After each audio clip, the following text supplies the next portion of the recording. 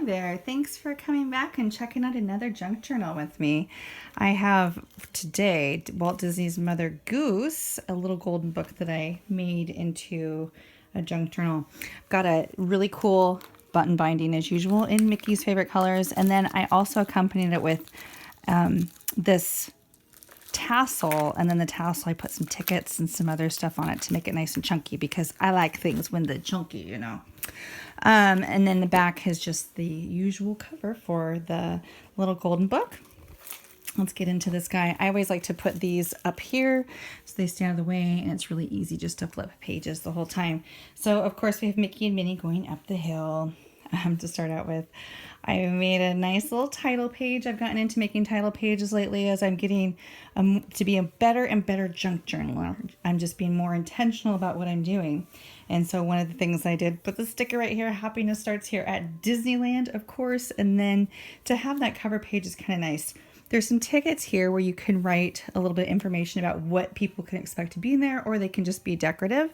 And then there's a tag here which you can switch out if you want to put something else in there, like a photograph or whatever.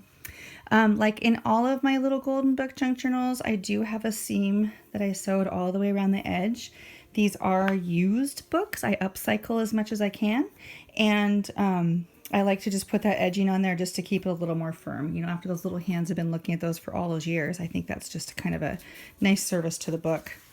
So we'll just get rolling on this guy. So there are a lot of the coloring pages postcards that I liked to use in my journals. They just add a little extra flavor from the parks. And then I also have a lot of actual stuff from the parks in here that we'll come across as we go. This is just a little seed pocket. It's just tucked in here like this. And you can hide something in there. Put your receipts in there from your trip because you know that you don't want to look at those a ton. And there's also another coloring postcard in there, along with this little guy, little envelope in there, in that pocket. I put a lot of stuff into these that you can take out if you want to, or you can just leave things in here if you like what's in here and actually use them, put something into that little pocket. Some things are sewn in, like this little thing is sewn in here, so it can't come out. That's not something that can be replaced, but check it out. This is one of the schedules from Disney California. And then throughout the book, you'll also see evidence of the actual book that it's made out of, along with a lot of other books as well. So each of these should have something in them, unless I just overlooked it. So that's got the one tucked there.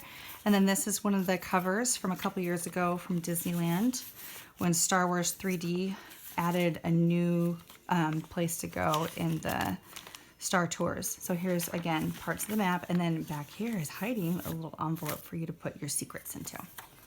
There is ephemera that's from Disney proper, or just Disneyland themed things or Disney themed things, but there's also just like regular ephemera that you would find in any junk journal. This is such a little piece. I mean, you have to get familiar with the legend when you're in Disneyland, so I just made that into a nice tall tag. And then you know how DVD boxes always have like a little hole in the back where the barcode goes through? I just decided to turn that into a little pocket. So there's 2 pockets on this page.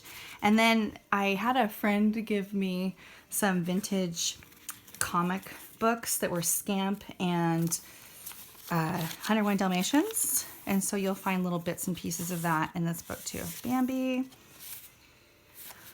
Oh, so I don't know how old you were when you first went to Disneyland, but I was 5. And when I was 5, I was old enough to go out with my brothers and go wander around. And I remember we rode on Pirates of the Caribbean. And when I went on it with my parents, they were like, keep your hands in the boat the whole time. And so I was like, but I want to put my hands in the water. You know, I think it was largely because my parents told me to keep my hands in the boat the whole time. And Toy Story. And when I was with just my brothers, there I was, I'm like, I'm not going to just put my hand in there. I'm going to put my arm in there. Look at that. I don't even know what language that is. I just know it's not written in English, and it's probably something from an Asian country, but I don't know which one. But anyway, so I was like, dipping my whole arm down in the water, and I was just getting my arms all washed off. It was all hot and sweaty, and all of a sudden, there was a guy who came over the loudspeaker. "Keep your hands inside the boat, little girl." And I was just like, oh, they have eyes in the sky. So that was that was a little moment for me.